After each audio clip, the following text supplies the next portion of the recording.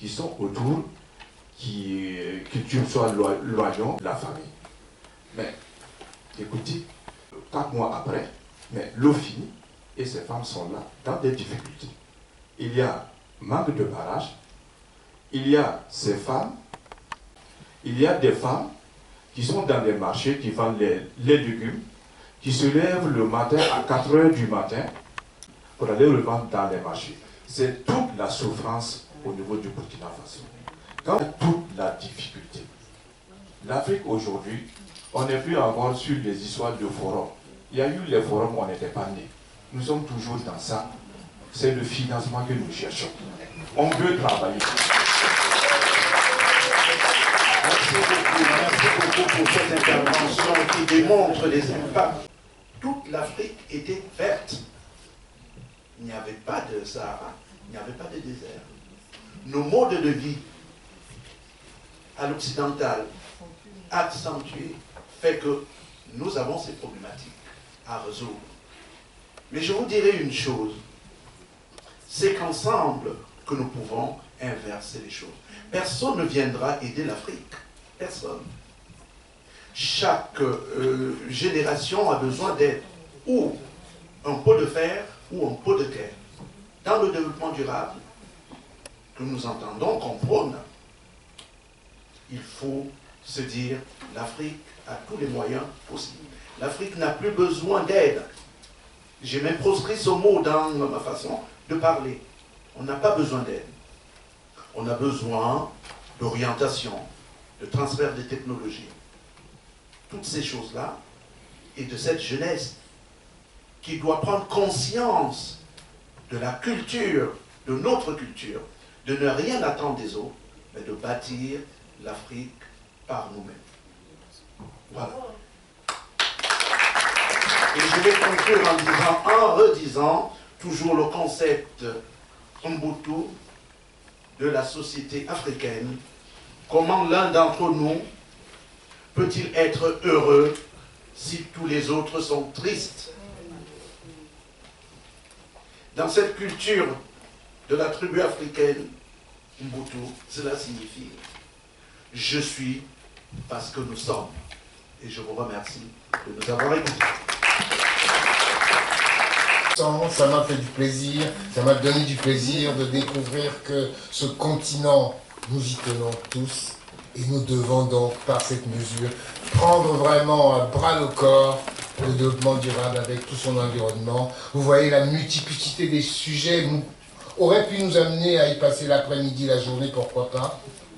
Mais c'est tellement intéressant. Et vos questions aussi étaient bonnes. Et surtout le panel qui vous a vraiment apporté des éclairages, vous avoir donné cette fibre. Continuez comme ça et dites-leur merci par juste cette merci. Avant qu'il ne vous quitte, je vais tout simplement ici donner 2 petites paroles à tout d'abord M. Mohamed Abinan, qui est le président du Conseil national du patronat guinéen, qui est arrivé un peu en retard parce que pris dans des embouteillages. Il est donc là et après lui, je céderai aussi la parole à quelqu'un d'autre et puis on va conclure pour cette matinée et nous reprendrons nos travaux et nos conférences dans l'après-midi à partir de 14h15. Monsieur Habib. Je vais commencer par remercier ma sœur, la présidente, qui est en train d'administrer un événement aussi important, qui réunit aujourd'hui cette multiplicité venue de tous les horizons, de l'Afrique tout entière, et qui, je pense, échange dans un sens vraiment très positif. Je suis venu, c'est la première fois que je participe à un panel organisé par cette organisation et c'est un plaisir pour moi d'être là. Je dirais que j'ai écouté tous les intervenants. Je me suis fait une idée déjà sur place ici de tout ce qu'on a pu discuter comme thème. Et je viendrai par donner quelques petites conclusions. Je vais d'abord me présenter et vous faire un petit récit d'un parcours pas très brillant, certes, mais qui m'a conduit aujourd'hui à être parmi vous. Je suis guinéen. J'ai commencé mon parcours très jeune. Je n'ai pas eu la chance de faire des études supérieures ou d'aller à l'université ou de bénéficier de certains avantages de ceux parmi nous qui ont fait des grandes études. J'ai quitté l'école, j'avais 14 ans. Donc j'ai fait un parcours qui me permettrait rapidement de conclure. C'est un parcours qui a évolué dans des petites communautés villageoises. Donc à 14 ans, j'ai quitté l'école. J'étais dans une école de nos parents, que nous connaissons en Afrique. C'était au chevet de son père, l'accompagner, profiter de son expertise, de son expérience et de son entourage et de tous les conseils possibles. À la date de ce jour, je m'en réjouis. Je suis le président élu du Conseil national du patronat guinéen le 10 décembre et j'administre tout un tas d'activités. Je suis membre du Conseil économique et social de mon pays. Je suis le président de l'Association professionnelle des assureurs de la Guinée. Et je suis le deuxième vice-président de ce qu'on a créé, qu'on appelle la plateforme de concertation du secteur public-privé. C'est une plateforme qui réunit l'ensemble des opérateurs économiques pour en faire une vitrine de défense pour l'intérêt du secteur privé vis-à-vis de l'État et vis-à-vis des partenaires au développement. Alors ces petits parcours m'ont permis de graver des échelons de par une expertise, pas par une formation. Et ce qui va me conduire aujourd'hui à dire que je suis heureux de participer à cet événement et je demanderai peut-être qu'on puisse toucher de près certains sujets, notamment le premier va concerner la promotion de l'entrepreneuriat jeune, puisqu'on parle de l'avenir de l'Afrique, on parle de l'avenir de notre pays. Et je pense, à mon humble avis, vu le parcours que j'ai eu, c'est de là où il y a le ressort du développement de l'Afrique. Le deuxième élément que je voulais développer avec vous rapidement, c'est les carences que nous allons vous expliquer. Parce que simplement, nous voyons les résultats finaux. Nous n'essayons pas de voir là où le bas de la chaîne de valeur. Par expérience, chez nous, on a de gros projets, on est dans des lieux enclavés, et c'est un recommencement perpétuel. Alors les carences, on n'essaie pas de faire face à ces carences pour les pallier, et nous avons toujours les mêmes problèmes, les mêmes charges, et ça ne fait que se dégrader en matière d'infrastructures routières, en matière d'équipement mal entretenu, et j'en passe par rapport à toutes ces conséquences. Je souhaiterais donc que les panels de ce genre essayent un peu d'orienter la vision par rapport à certains besoins primaires qu'il nous faut pour développer nos activités dans notre pays. Dès qu'on parle d'agriculture, avant de parler d'agriculture, on parle de financement, on fait des recherches avec des gros projets, finalement le projet il arrive à terme, il faut encore chercher un autre projet agricole et encore c'est comme ça que ça continue de façon perpétuelle. On oublie que nos paysans, nos parents à l'intérieur du pays, c'est ce pourquoi d'ailleurs nous avons initié chez nous tout dernièrement villageoise. Pourquoi il y a aujourd'hui de l'immigration, pourquoi nos parents quittent l'Afrique pour venir ailleurs, pourquoi il y a l'exode, c'est parce que dès à la base, les jeunes ne sont pas formés. Dès à la base, les jeunes ont des tendances à partir parce qu'ils n'ont pas le besoin primaire. On ne crée rien qui leur permet. Je pense que tout Africain, s'il a le minimum qui le permet de vivre, il se sentira mieux chez lui. Ce qui va lui permettre non seulement de développer ses activités, d'être proche de ses parents et d'avoir des valeurs ajoutées par rapport à des besoins primaires que nous avons chez nous. Nous avons des potentiels énormes. Mon frère disait tout à l'heure qu'on n'a pas besoin beaucoup d'aide en Afrique. Certes, je dirais d'accord, mais on a besoin. Le besoin, c'est quoi? C'est le renforcement des capacités. Former les jeunes, créer des activités. Nous sommes dans le secteur du patronat, on développe nos activités, on s'organise, on a des carences. La formation de base manque. On ne sait même pas comment monter des projets. Les projets sont mal montés, on n'a pas accès au financement. On a accès au financement, on ne peut pas sécuriser le financement. les investissements sont réalisés et s'arrêtent au bout du chemin. Et ce sont les explications que monsieur nous expliquait tout à l'heure, ce qui veut dire que nous sommes en perpétuel recommencement. Le second élément qui est important, pour lequel je voulais résumer rapidement, c'est les difficultés que nous avons avec nos États en Afrique. Aujourd'hui, dès qu'on parle de détournement de fonds, on parle de corruption, on sent des étoiles filantes qui tournent de part et d'autre. Alors pourquoi ne pas y changer un peu la vision? Moi, j'ai participé à un séminaire au Cameroun où on parlait de la prévention à l'atteinte de la fortune publique. Je pense qu'aujourd'hui, nos partenaires au développement devaient tous, et nous, nos dirigeants en Afrique, on doit en principe aiguiser leur attention pour qu'on sache que tous les financements que nous recevons en Afrique, ces financements, certes, sont utilisés à bon escient, c'est ce qu'on peut dire. Une bonne partie est mal utilisée et ce sont les contribuables africains qui payent. C'est nous qui payons. Ce sont nos parents villageois à l'intérieur du pays qui payent les conséquences.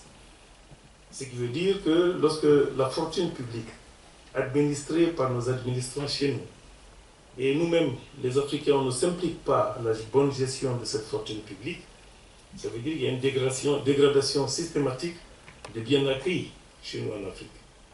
D'où le besoin d'avoir la perception de cette prévention, pour que l'on sache que la fortune de l'Afrique, c'est la fortune de tous les Africains, de la base au sommet. Et que l'outil de développement, ce n'est pas simplement un besoin personnel, un développement personnel. L'outil de développement, je pense, c'est la prise de conscience du bien commun. Pour que tout le monde sache que lorsqu'on a une subvention d'un bien qui vient en Afrique, notamment, je parle d'un exemple de la santé, on nous envoie des ambulances. Nous avons des parentes qui sont en grossesse dans des coins très reculés. Pour avoir accès à ces dames, dont on a vécu l'expérience il n'y a pas longtemps en Guinée, c'était vraiment déplorable. Ces ambulances tombent en route, en panne, on dit non, c'est un bien de l'État. C'est du matériel qui appartient à l'État. Personne ne s'intéresse. Et si c'est une ambulance qui appartient à un particulier ou à un privé ou quelqu'un qui est très proche, tout le monde se presse pour pouvoir sauver le véhicule. On oublie que les subventions, des fois c'est des subventions, mais j'aimerais que tout le monde sache qu'il n'y a pas de subvention pour rien. Il faut bien que tous les Africains comprennent de façon très claire que tout ce que nous avons comme aide, c'est bien calculé, soit pour nous aider à développer, pour qu'on ait des retours en compensation qui permettent aux Africains de se promouvoir, soit c'est des compenses en matière de règlement de dette croisée, où il y a toutes les formes. Alors si nous ne protégeons pas nous-mêmes les acquis que nous avons chez nous, sachez que nous participons à une hémorragie financière, ce qui constitue pour nous des gâchis énormes. Donc nous continuons à travailler d'un côté pour dire bon, on se fait de l'argent, de l'autre côté on laisse des dérapages terribles et nous payons les conséquences. Pour revenir, pour ne pas trop faire de leçons, je dirais que c'est simplement des analyses que j'ai eu à faire sur le coup. Je dirais également que dans le cadre de la promotion de l'entrepreneuriat jeune, il faudrait que nous demandions à nos partenaires la capacité de le faire. Ensuite, c'est les moyens qui accompagnent. Nous avons vécu à un moment, un exemple que je vais donner rapidement pour ne pas vous prendre beaucoup de temps. C'est chez nous en Guinée, on a vécu l'épidémie Ebola que tout le monde a connue. Il y a eu, ça s'est étalé dans la sous-région, c'est resté des années et des années. Il y a eu des milliers. La priorité va d'abord pour soigner la population. Ça veut dire que tout ce que l'État a prévu en matière de financement est fermé. Il n'y a pas de projet de développement. Dans la prévision des recettes de l'État, on ne prévoit pas des aléas de ce genre. Regardez, aujourd'hui, c'est ce que j'ai dit à l'occasion d'un forum qui s'était tenu au Maroc, où le chef de l'État guinéen a intervenu, il a plaidé pour expliquer que Ebola est fini. Il y a eu un jeune Ivoirien qui a intervenu, qui disait de façon claire, lorsqu'on a besoin d'aller aujourd'hui sur la planète Mars, on mobilise tous les fonds pour aller. Il y a eu une petite épidémie qui est venue en Guinée, qui a ravagé des milliers de personnes. On n'a pas pu mobiliser les fonds pour sauver la population. Donc prenons conscience des enjeux chez nous. Nous, on développe, on est dans le secteur privé, on crée des activités. Moi, personnellement, je suis dans des assurances. J'ai une compagnie d'assurance, je dirais oui, je suis d'accord. J'ai une compagnie pétrolière, tant mieux. Je préside le patronat. qu'on essaie d'organiser toutes les structures socio-professionnelles de façon à pouvoir créer de la richesse et de pouvoir développer nos activités locales. Mais nous ne pensons pas à l'avenir de nos enfants. Nous ne pensons pas à la sécurité de nos enfants. Nous ne pensons pas à la sécurité des investissements que nous avons en Afrique. Alors moi je voudrais qu'on essaie de changer un peu les données des échanges que nous faisons pour qu'on ait conscience des enjeux qui planent un peu chez nous et qu'on puisse quand même prioriser les sujets que nous devons examiner. Sinon nous allons venir ici, on va avoir des financements, on va avoir des projets, mais ça reviendra exactement à la même chose. Je vous remercie pour votre attention. J'espère qu'on pourra davantage évoluer en échangeant. Et ça a été pour moi un plaisir de vous dire ce que j'avais du fond du cœur.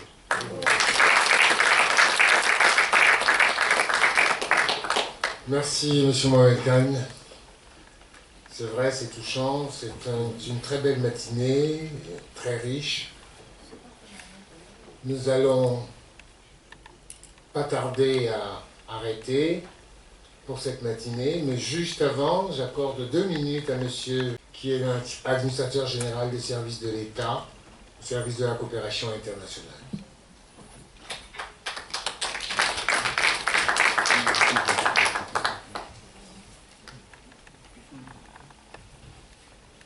Mesdames et messieurs, bonjour. Je suis ravi de pouvoir assister, ne serait-ce que quelques instants, à ce forum. Merci, madame. Et bravo pour effectivement tous les efforts que vous déployez les uns et les autres, les unes et les autres également, pour pouvoir réaliser et faire réaliser des projets en Afrique. Je voudrais dire simplement que déjà, bien souvent, j'ai entendu ici le président du patronat guinéen, pour reprendre ce que vous venez de dire à propos d'Ebola. La France est intervenue, et je suis intervenu personnellement auprès de votre ancien ministre de la Coopération, qui m'avait été présenté par le président Alpha Condé. Et je l'ai appelé à ce moment-là parce que nous avions mis en place un dispositif pour pouvoir intervenir sur Ebola. Il s'est avéré que pour un de mes amis, d'ailleurs, un de mes relations, était directement chargé par des groupes, des laboratoires, à propos de... Il y a d'abord un problème sécuritaire extrêmement important.